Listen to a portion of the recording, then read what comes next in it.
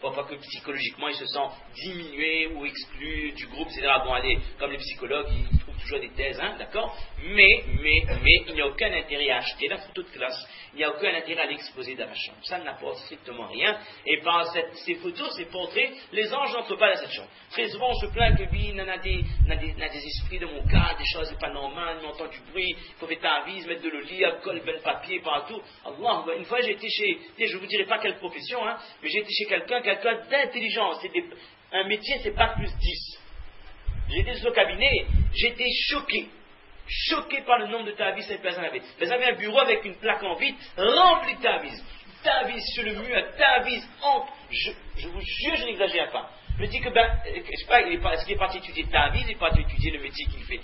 Incroyable, exceptionnel, d'accord? Donc, pour éviter d'avoir recours à ce genre de science qu'on ne maîtrise pas vraiment, hein, il n'est pas compliqué. Qu'est-ce qui fait qu'il y a des choses mauvaises qui s'installent chez vous? Quand il n'y a pas de bonnes choses qui viennent, des mauvaises choses viennent.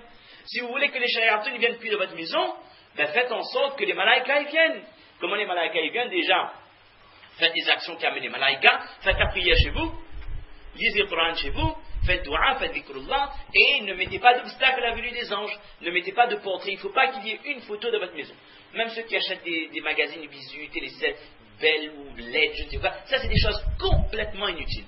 Si on vous donne avec le journal, vous regardez, vous lisez, vous jetez. Il n'y a pas besoin de garder, de cumuler ça. Ce sont des portraits. Et à cause de ça, les malaïkas n'entrent pas chez vous. Comment voulez-vous que la bénédiction d'Allah vienne si les anges ne viennent pas? Ce sont eux qui viennent avec la bénédiction d'Allah. Et quand il n'y a pas de malaïka, il n'y a pas de rahma, les shayatins, ils trouvent la demeure. Et puis il y a des choses mauvaises, il y a des choses pas bonnes, on entend des bruits, il y a des choses anormales, paranormales, etc.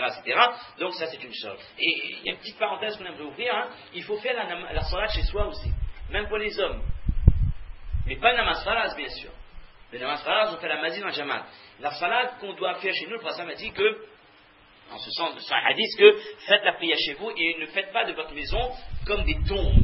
Qu'est-ce qu'il veut dire? Dire que faites pas en sorte que de votre maison, c'est une tombe, il n'y a pas de salat. C'est une tombe, il n'y a pas de salat, vous comprenez bien, d'accord? Donc, le prophète encourage l'homme à faire les namaz nafil chez lui. C'est-à-dire, quand on a fait namaz en jamal, par exemple, hein, l'idéal, c'est que la salat est finie, on a fait nos dhikrullah, nos azkars qui sont masnoun, on rentre chez soi, on fait les sunnat à la maison. Ça, c'est l'idéal. Parce qu'en faisant la salat chez vous, vous allez amener de la bénédiction chez vous. Quand vous faites salat, il y a des malaïkas qui viennent.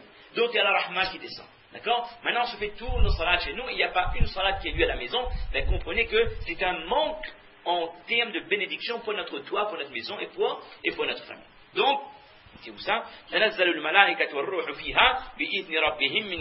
Donc, ils descendent par ordre d'Allah subhanahu wa ta'ala.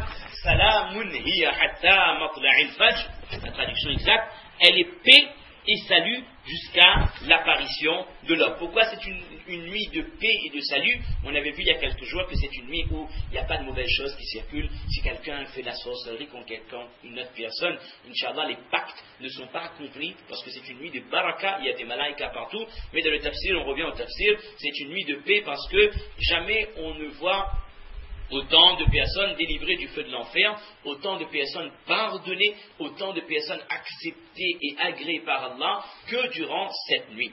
Le prophète m'a dit, on retiendra ce hadith encore une fois parce qu'il nous reste une dernière chance, 29e demain, man qama laylat al-qadr imanan wa ihtisaba ghufira lahu ma taqaddama min dhanbi. Celui qui passe la nuit du destin avec iman et espoir de rétribution, c'est-à-dire comprend bien que c'est pas juste être réveillé comme ça, par routine ou par habitude, non, c'est avec yaqin qu'Allah va me donner telle chose, et se motiver par la récompense qu'Allah nous a annoncée. Sinon, pourquoi Allah annonce une récompense? C'est bien pour qu'on mette cela à l'avant, et on comprend qu'Allah me donnera telle chose si je fais ça. Donc, Allah pardonnera ses péchés, et j'ai l'espoir qu'à la fin de la nuit du destin, j'aurai en plus demandé un tawbatul nasuha, un repentir sincère, comme on l'avait expliqué hier, et à l'issue de la nuit du destin, je ne dois pas douter une seconde qu'Allah m'a pardonné. Maintenant, quand je sais que je ressors, Inch'Allah, blanchi des péchés après la nuit du destin, mais ça ne veut pas dire que j'ai déjà l'intention de reprogrammer mes péchés. C'est pas possible. Si j'ai reprogrammé, ça veut dire que mon tawbah n'était pas nasuha. Parce que on rappelle qu'on avait dit hier qu'une des conditions pour que le repentir soit considéré comme nasuha sincère, c'est de faire l'intention ferme de ne plus répéter le péché. on demande pardon, on regrette, on fait le niyat, jamais plus je recommence ce péché, et on se met à détester ce péché. Par exemple, si quelqu'un qui fume, quelqu'un a l'habitude de fumer, d'accord, vous savez que fumer c'est un péché. Dans les trois madhab, c'est haram. Shafi'i, Maliki, Imam Ahmad, c'est haram. C'est juste l'Ahnaf, il y a une petite ouverture, et les gens, ils s'engouffrent de cette ouverture pour fumer, pour râler, je ne sais quoi. Et donc, si ce soir, je fais le niyat de ne plus fumer, donc je dois regretter ce que je fais, je dois demander pardon à Allah, et je fais l'intention ferme de ne plus recommencer. Et quand on fait l'intention ferme, ça veut dire également que je prends les précautions. Je ne vais plus sortir avec des amis qui fument, je ne vais plus acheter de paquets de cigarettes, je fais en sorte que toutes les asbab, toutes les choses qui m'amènent vers ce péché, je m'en éloigne. Et ainsi de suite pour n'importe quel péché. Donc, hatta matla'il fajr, jusqu'au lever du soleil, jusqu'à l'apparition de l'aube, les ulama disent que lorsque le soleil se lève, intahat laylatul qadr, la nuit du destin se termine. Donc on parle de nuit du destin, pas de jour du destin. C'est uniquement la nuit. Par exemple, aujourd'hui c'est la journée du 27e, c'est pas une journée spécifique, c'est pas une journée spéciale, mis à part le fait qu'on est dans Ramadan, bien sûr, mais l'important c'est dans la nuit du destin. Donc ça c'est quelques points, il fallait quand même passer en revue Inna anzalnahu fi laylatil qadr pour vraiment être sûr qu'on a fait, Inch'Allah, le tour de ce qu'un musulman doit savoir à propos de la nuit du destin. Alors ça nous permet d'amorcer sur le thème qu'on va aborder demain, en 30 minutes à peu près. On va parler, comme on l'a dit tout à l'heure, de l'importance de Al-Iman bil-Qada wal Qadr. C'est le 6e pilier de la foi, croire en la destinée. Tout ce qu'Allah Ta'ala a prédestiné et tout ce qui nous arrive, ça vient de la part d'Allah, tout en sachant que nous sommes également acteurs dans ce que nous allons faire, dans ce qui va nous arriver, et qu'on prend le juste milieu entre, on appelle ça les Jabariya et les Qadariya. Les Jabariya, ce sont les fatalistes, ceux qui disent que tout a été écrit, vous pouvez faire ce que vous voulez, mais ce qui est écrit va arriver. Donc si je fais le zina, c'était écrit, si je fais tahajjud, c'était écrit. Ça c'est un madhab complètement erroné. Et l'autre extrême, c'est les Qadariya. Pour eux, la Qadra, il n'y a pas de réel destin. Allah ne sait pas ce qui va arriver tant que je n'ai pas enclenché l'action. Ça aussi, c'est un madhab batil. Tout ça, c'est apparu après l'époque d'Ibn Abbas et dans les derniers périodes des Sahaba. On va essayer de revoir ça demain et on va expliquer surtout quelque chose qui nous intéresse. On va voir qu'il y a 5 catégories de destin. Il y a At-Taqdir al-Am, le destin de l'humanité. Il y a At-Taqdir al-Bashari, il y a le destin des humains, c'est-à-dire des personnes, des afrad. Il y a At-Taqdir al-Umari, le destin qui est personnel à la vie de chaque personne. Il y a At-Taqdir al-Sanawi, il y a le destin annuel, et c'est ça le maqsoud de Laylatul Qadr.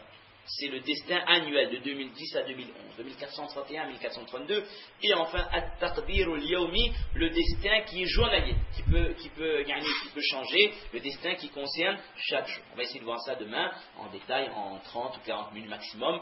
Et après, Inch'Allah, même si en privé il y a des questions, on peut essayer de répondre aux questions. C'est un sujet très complexe que le Taqdir, c'est un sujet que en général, on évite d'aborder, mais on va essayer de voir les points les plus importants, parce que quelqu'un qui croit fermement Taqdir, c'est quelqu'un qui voit son iman augmenter, mais vraiment pour atteindre la perfection, le kamal de l'iman. Juste avant de terminer, il y a une petite parenthèse, il y a quelque chose qui m'avait touché hier.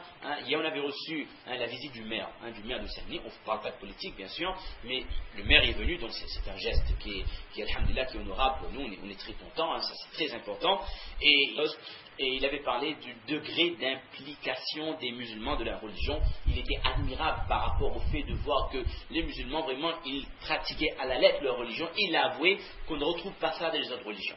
Il a dit que l'implication des jeunes également dans la pratique, la présence des jeunes dans les mosquées, on ne trouve pas ça dans les autres religions. Donc ça, c'était le positif pour nous. Mais il a dit une parole, c'est une réalité aussi.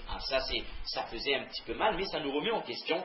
Parfois, c'est des remarques qui viennent de l'extérieur qui nous permettent de nous remettre en question. Il avait dit mais je constate que parfois, souvent, les musulmans, ils se limitent à respecter scrupuleusement les textes, mais dans la vie de tous les jours, parfois, le respect de notre prochain, la pratique, la réalité de ces choses-là, on ne le retrouve pas toujours. Et ça, c'est vrai. On est parfois très minutieux pour mettre en pratique toutes les sunnas, respecter on ne parle pas de détails, mais les choses, les juz'iyat, les choses les plus précises qu'il y a dans la religion, et parfois dans les relations publiques, dans les relations avec nos parents, dans les relations avec nos voisins, en tant que citoyens, donc de la cité, on ne retrouve malheureusement plus ces qualités que nous prêchons, ces qualités qui nous sont enseignées. C'est comme si on avait un respect superficiel des textes. mais dans la réalité, on ne trouve pas beaucoup de musulmans qui ont un réel comportement comme, il n'a pas dit comme le prophète sallam, mais nous on voit que le prophète sallam, kana khuluquhu al-Qur'an, son comportement c'était le Coran, c'était pas juste que sa lecture c'était le Coran, sa voix c'était la voix du Coran, et il lisait bien, il mémorisait, non, c'est également la pratique de chaque verset dans la vie de tous les jours. Et c'est vers cet objectif-là que nous devons faire le maximum d'efforts, et parmi les doigts qu'on doit demander à Allah, que la réalité de la religion rentre de notre vie, que chaque fait, que chaque geste, que chaque parole que je prononce soit un motif de guider pour les gens. Subhana rabbika rabbil izzati amma yasifun wa salamun ala al-mursalin walhamdulillahi rabbil alamin. Jazakumullah khair.